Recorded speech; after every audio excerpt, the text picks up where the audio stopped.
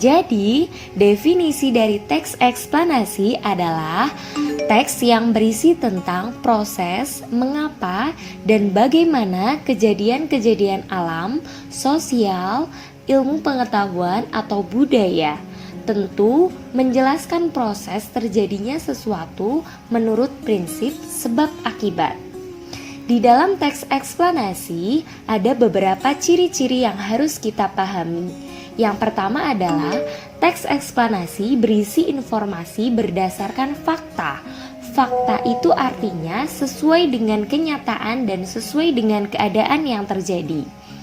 Ciri-ciri yang kedua, teks eksplanasi membahas suatu fenomena atau kejadian yang bersifat ilmiah. Adapun unsur pembentuk teks eksplanasi, yang pertama berupa pendahuluan dan yang kedua berupa perincian. Di dalam pendahuluan berisi pengenalan objek yang akan dijelaskan, sedangkan perincian berupa penjelasan tentang urutan peristiwa baik penyebab maupun akibatnya. Baik sahabat pintar, dari ciri-ciri teks eksplanasi, kita mulai masuk dalam struktur teks eksplanasi, di mana struktur atau susunan teks eksplanasi yang pertama berisi identifikasi fenomena, dan yang kedua proses kejadian, dan yang ketiga adalah ulasan.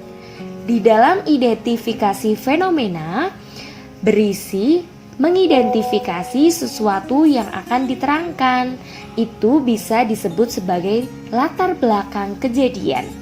Sedangkan proses kejadian memerinci proses kejadian yang relevan dengan fenomena yang diterangkan sebagai pertanyaan atas bagaimana atau mengapa.